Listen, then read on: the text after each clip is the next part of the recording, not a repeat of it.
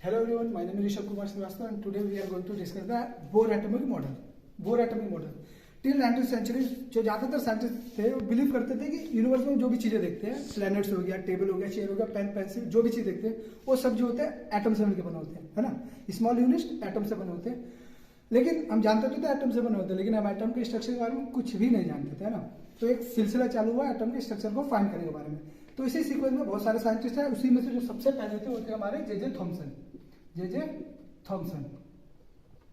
ये वही J Thomson है जिन्होंने इलेक्ट्रॉन की भी डिस्कवरी की थी। तो इन्होंने इलेक्ट्रॉन की डिस्कवरी की और इन्होंने फाइंड किया कि इलेक्ट्रॉन के अंदर जो होता है नेगेटिव चार्ज होता है ना। और उन्होंने देखा कि एटम एज ए होल जो होता है वो न्यूट्रल होता है। तो उन्होंने अपना एक मॉडल दिया, है ना। इनके मॉडल के अकॉर्डिंग जो एटम जो होता है ना, उसके अंदर पॉजिटिव चार्ज होता है, पूरा स्प्रेड होता है ना, एटम के अंदर पूरा फैला होता है। और नेगेटिव जो चार्ज होते हैं वो एटम के अंदर इम्बेडेड होते हैं, है ना। इसे और अच्छे से हम ऐसे समझ सकते हैं, जैसे वाटरमेलन होता है ना। और वाटरमेलन को हम ऊपर से काटते हैं तो हम देखते हैं उसका एक रेड पार्ट है और उसके अंदर ब्लैक सीड्स होते हैं ना।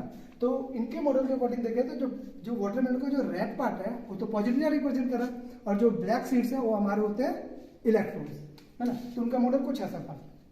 इनके मॉडल को मतलब ये बहुत बड़े साइंटिस्ट थे, इन्होंने इलेक्ट्रॉन की भी डिस्कवरी की थी, तो सभी लोगों को लगा इनका मॉडल ठीक है। अगर कोई आर्ग्यू भी नहीं कर सकता था कि सबसे पहला मॉडल था इनका, है ना। तो इसी में तो सभी को लगा इनका मॉडल ठीक है। फिर उसका दूसरे जो पर्सन थे जिन्होंने मॉडल दिया वो थे रदरफोर्ड।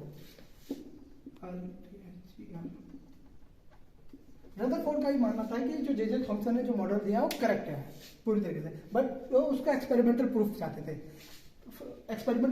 थे। कि हाँ एटम ऐसा ही है, जैसे हम एटम ऐसा ही है। अगर हम तरबूज को अगर हम देखें, अगर तरबूज को हम काटें उसके अंदर देखें तो हम पता लगा लेंगे तरबूज के अंदर क्या है, क्योंकि उसका साइज बड़ा मैक्रोस्कोपिक है। बट एटम जो होते हैं उनका साइज तो बहुत ही स्मॉल होता है, माइक्रोस्कोपिक होते हैं, तो हम उसके अंदर डायरेक्ट तो देख नहीं सकते। तो इसके लिए हम क्या करते हैं, स्मॉल पार्टिकल्स का यूज करते हैं जिनका साइज होता है एटम से छोटा हो और जो एटम को क्या करते हैं पेनिट्रेट कर दे, और उसके बाद उसका एनालिसिस करके हम स्ट्रक्चर को बता सकते हैं। तो इन्हीं के सजेशन पे इनके जो स्टूडेंट थे गाइनर एंड मार्सन, इनके जो स्टूडेंट थे, तो रदरफोर्ड के सजेशन पे इन दोनों ने क्या किया, अल्फा पार्टिकल का यूज किया, है ना। ऐसे अल्फा पार्टिकल आया, है ना। और उन्होंने एक गोल्ड फॉइल ली और चारों तरफ एक जिंक सल्फाइड की ये थी, जिंक सल्फाइड, है ना। और ये गोल्ड फॉइल है। इन्होंने देखा कि अल्फा रे यहां से स्टार्ट की और इन्होंने इसका एनालिसिस किया, ठीक है। ये जिंक सल्फाइड हमने इस वाले क्योंकि जैसे ही अल्फा पार्टिकल इसको पास करता और हिट करता तो एक ब्राइट स्पॉट बनता और जिससे हमें पता लगा देता कौन सी डायरेक्शन में कितना अल्फा पार्टिकल आया। आप क्वेश्चन पूछ सकते हैं कि हमने अल्फा पार्टिकल का यूज किया क्या, किसी और भी पार्टिकल का तो यूज कर सकते हैं। अल्फा पार्टिकल का यूज हमने इस वजह से किया है क्योंकि अल्फा पार्टिकल का जो मास होता है वो इलेक्ट्रॉन के मास का 8000 टाइम्स होता है। और इस एक्सपेरिमेंट जो हमने अल्फा पार्टिकल लिया था उसकी वेलोसिटी 2 × 10⁻7 मीटर पर सेकेंड, यानी जो अल्फा पार्टिकल बहुत ही तेजी से मूव कर रहा है ना। तो अल्फा पार्टिकल को यूज करने का जो सबसे बड़ा कारण ये था कि एटम के अंदर क्या होते थे, इलेक्ट्रॉन होते हैं, है ना। अगर अल्फा पार्टिकल यहाँ से मूव करेगा तो इलेक्ट्रॉन से कॉलिजन होगा इसका, और इसका मोमेंटम इतना ज्यादा है कि इलेक्ट्रॉन से कॉलिजन से इसके ऊपर कोई इम्पैक्ट नहीं पड़ेगा, है ना, कोई इम्पैक्ट नहीं पड़ेगा। इस वजह से मैं अल्फा पार्टिकल यूज किया, है ना। और इस पूरे एक्सपेरिमेंट में जो इन दोनों जो गाइनर और मार्सन थे इनकी क्या एक्सपेक्टेशन थी, इनकी एक्सपेक्टेशन ये थी कि जो ज्यादातर जो अल्फा पार्टिकल है सीधे ही पास हो जाएंगे, है ना। मैक्सिमम जो सारे के सारे ही सीधे पास हो जाएंगे, है ना। लेकिन इन्होंने एक्सपेरिमेंट में क्या देखा, जो उन्होंने देखा उससे तो मतलब उन्होंने ये देखा कि 99% तो जो रेस थी, है ना, वो अनडिफ्लेक्टेड होगी, है ना। 99% जो थी अनडिफ्लेक्टेड पास हो गई। लेकिन इनमें से जो कुछ रेस थी जो लार्ज डिफ्लेक्शन पे पास हुई, और कुछ रेस थी इवन जो 180 डिग्री पे बाउंस बैक हो गई, है ना। ये तो ऐसे ही था ना जैसे हमने एक पेपर है उस पर हमने बुलेट शूट किया और जो बुलेट थी पेपर से बाउंस बैक होकर हमें हिट कर दिया, है ना। ये लोग तो ऐसे ही हैरान थे, है ना। तो इस सब एनालिसिस करने के बाद पूरे एक्सपेरिमेंट का तो रदरफोर्ड ने क्या सजेशन किया, उन्होंने अपना मॉडल दिया और उनका ये कंक्लूजन निकाला कि एटम जो होता है ना, देखो अल्फा पार्टिकल कितना तेज है, उसका मास भी बहुत ज्यादा है, उसकी वेलोसिटी बहुत ज्यादा है। तो अगर कोई चीज है जो अल्फा पार्टिकल को बाउंस बैक कर दे रही है, यानी उसका जो वो चीज बहुत ही डेंस होगी और अल्फा पार्टिकल और पॉजिटिव भी होगी, पॉजिटिव चार्ज भी होगा उस पर, क्योंकि इसको रिपेल कर दिया ना। तो उन्होंने अपना मॉडल दिया, उन्होंने बोला कि एटम के सेंटर पे उसका सारा जो पॉजिटिव चार्ज है कंसंट्रेटेड होता है ना, और जो एटम का जो नियरली जो जितना भी मास है वो भी इसी न्यूक्लियस में लाई करता है। तो उन्होंने बोला एक एटम के अंदर एक न्यूक्लियस होता है ना, और इलेक्ट्रॉन जो होते हैं उसके चारों ओर रिवॉल्व कर रहे होते हैं सर्कुलर पाथ पे, है ना।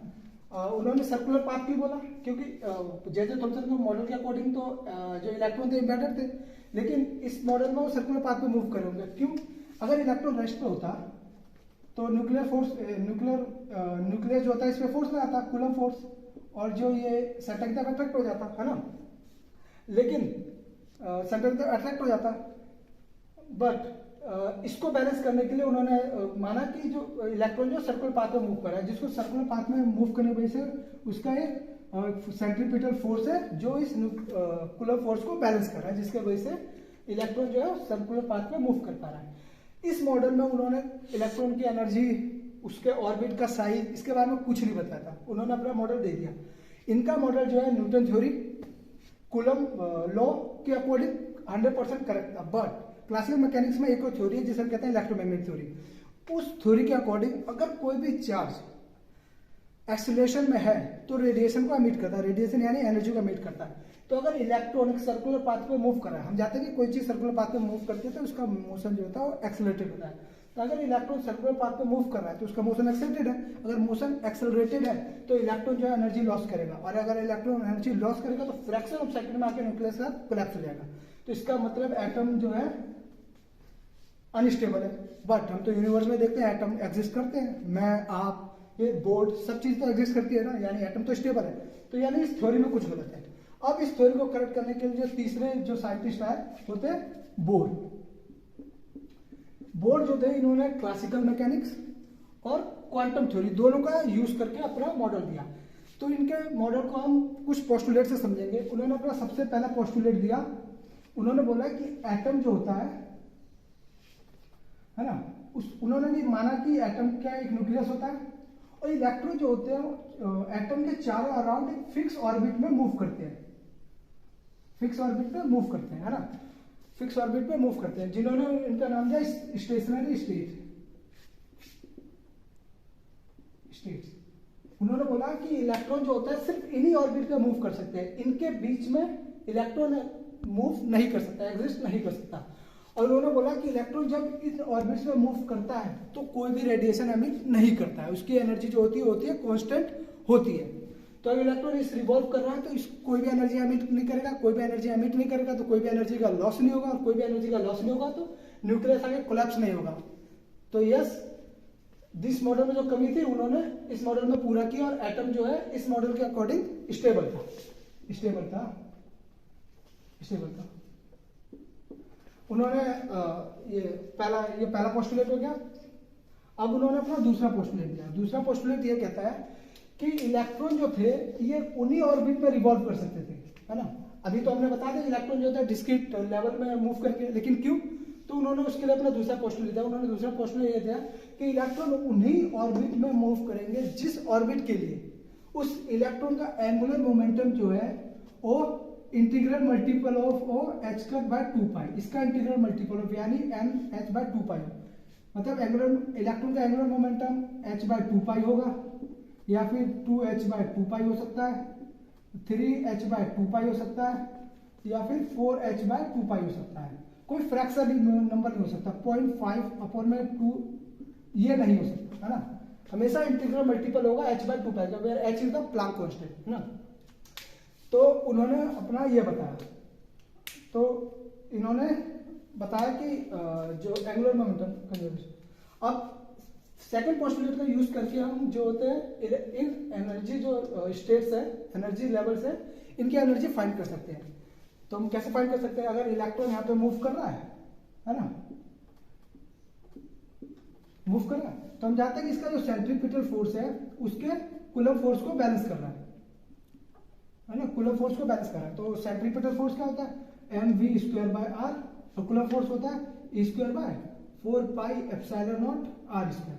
हम यहाँ पे हाइड्रोजन एटम के लिए ले रहे हैं,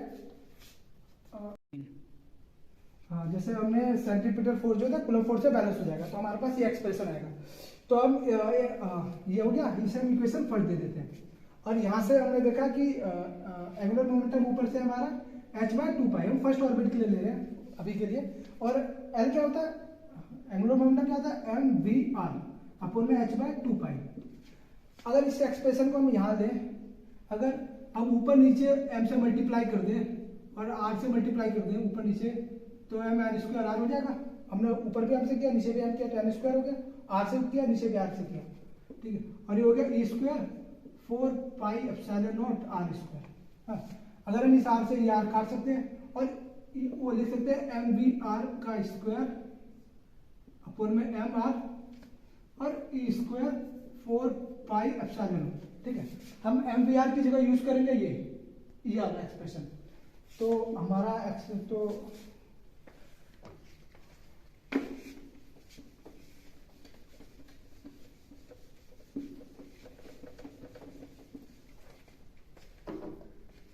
तो अगर mvr की जगह हम ये यूज करेंगे तो हमारा हो जाएगा एक चीज और, h/2π को हम h बार लिख सकते हैं, इसे हम रिड्यूस प्लांक क्वेश्चन कहते हैं।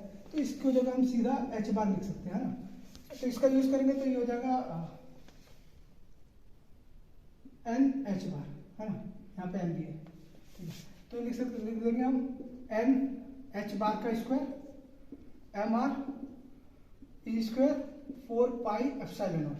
तो यहाँ पे रेडियस की वैल्यू हो जाएगी हमारी 4 pi epsilon not n square h बार का square e square m n square. अगर इसकी वैल्यू हम रखें तो हमें मिल जाएगा 0.53 एंगस्ट्रॉम n स्क्वायर, है ना। तो ये रेडियस का साइज ऐसा होगा, है ना, n के साथ रेडियस का साइज ऐसे वैरी करेगा। तो सबसे पहला ऑर्बिट का साइज होगा 0.53 एंगस्ट्रॉम, जिसे हम बोर रेडियस भी कहते हैं। सेकेंड ऑर्बिट का साइज होगा 0.53 एंगस्ट्रॉम इंटू में 4। थर्ड ऑर्बिट का साइज होगा 0.53 इंटू में 9, ऐसे ही बढ़ता जाएगा। अब हम फाइंड करेंगे टोटल एनर्जी। हम जानते हैं कि टोटल एनर्जी जो होती है kinetic energy plus potential energy. तो काइनेटिक एनर्जी क्या होती है, काइनेटिक एनर्जी हम निकालेंगे सबसे पहले, है ना। तो हम इस पहले वाला एक्सप्रेशन का यूज करेंगे, mv square by r E square 4 pi epsilon naught are square, है ना। अगर हम दोनों को ऊपर नीचे मल्टीप्लाई डिवाइड कर दें तो ये हमारा काइनेटिक एनर्जी का एक्सप्रेशन है ना। तो हम लिख सकते हैं 2t by r E square 4 pi epsilon naught are square. तो काइनेटिक एनर्जी हो जाएगा E square 8 pi epsilon naught R, है ना। ये हमारा काइनेटिक एनर्जी हो गया। अब पोटेंशियल एनर्जी जो होता है वो होता है minus F dot D R. तो पोटेंशियल एनर्जी जब हम निकालेंगे तो आ जाएगा फोर्स क्या हमारा, फोर्स है हमारा E square 4 pi epsilon naught are square, है ना। तो E square 4 pi epsilon naught are square dot D R. तो अब इसको इंटीग्रेट करेंगे तो हमें आएगा E square minus 4 pi epsilon naught R, ठीक है। ये हमारी पोटेंशियल एनर्जी, ये होगी काइनेटिक एनर्जी। तो टोटल एनर्जी हो जाएगा टी प्लस यू। तो ये हमारे E square 8 pi epsilon naught are minus E square 4 pi epsilon naught R. इन दोनों को देखेंगे तो हमारा आ जाएगा E square 8 pi epsilon naught R. अगर हम आर की वैल्यू रख देंगे यहाँ से तो हमारी एनर्जी का जो एक्सप्रेशन आएगा माइनस 13.6 इलेक्ट्रॉन वोल्ट अपॉन में एन स्क्वायर। ये हमारा एनर्जी का एक्सप्रेशन है ना। तो एनर्जी का एक्सप्रेशन आप देख रहे होंगे नेगेटिव साइन है। नेगेटिव साइन बेसिकली रिप्रेजेंट कर रहा है बांध सिस्टम, है ना। यानी न्यूक्लियस जो है उसने इलेक्ट्रॉन को बांध के रख रखा है। तो अगर इलेक्ट्रॉन को यहाँ से फ्री हो रहा है तो अगर हमें उतनी एनर्जी देनी पड़ेगी जिससे इलेक्ट्रॉन फ्री हो जाएगा। अगर ये हाइड्रोजन एटम है तो अगर सबसे पहले ऑर्बिट की देखिए एनर्जी, सबसे पहले ऑर्बिट की एनर्जी देखें E1 तो होगी माइनस 13.6 इलेक्ट्रॉन वोल्ट। अगर E2 देखें तो यानी माइनस 3.4 इलेक्ट्रॉन वोल्ट। और E3 ऐसे ही निकाल सकते हैं। तो हमने देखा कि इलेक्ट्रॉन को जो सबसे पहले ऑर्बिट में होता है उसकी एनर्जी होती है माइनस 13.6 इलेक्ट्रॉन वोल्ट। E2 की एनर्जी होती है माइनस 3.4 इलेक्ट्रॉन वोल्ट और ऐसे एनर्जी बढ़ती जाती है। तो हम जैसे एटम से दूर जा रहे हैं एटम से दूर जा रहे हैं तो उसकी एनर्जी बढ़ती जा रही है, और एक इन्फिनिटी पॉइंट पे आके एनर्जी जो होती है जीरो होती है। तो अगर एटम अगर हमारा इस ऑर्बिट में अगर उसे हम 13.6 इलेक्ट्रॉन वोल्ट एनर्जी दे दे तो इलेक्ट्रॉन जो होता है एटम से फ्री हो जाएगा, जिसे हम कहते हैं आयोनाइजेशन, है ना। एटम जो होता है आयोनाइज हो गया। ठीक है, हमने इतना सब डिस्कस कर लिया। अब हमारे पास जो एटम की एक मतलब पूरी पिक्चर आ गई। तो हम अगर ब्रीफ में देखें तो पूरा एटम कैसा होता है, एक एटम है, उसके अंदर एक पॉजिटिव चार्ज यहाँ पे होता है और इसके अंदर बहुत सारे ऑर्बिट होते हैं। ये ऑर्बिट इनफाइनाइट होते हैं, है ना। और इलेक्ट्रॉन जो होता है इन्हीं ऑर्बिट्स में लाई करता है। इनके बीच में कोई ये इलेक्ट्रॉन यहाँ पे लाई नहीं कर सकता, यहाँ पे लाई नहीं कर सकता, यहाँ पे सिर्फ यहीं पर लाई करेगा इलेक्ट्रॉन अगर रेजिस्ट करेगा तो। ठीक है, और उन्होंने करेगा, और हमने देखा कि इनका जो साइज कैसे वैरी करता है। ये है R1, है ना, ये है R2, ये R3 और E1, E2, E3। ये हमारा पूरा एटम का मॉडल है। Thank you.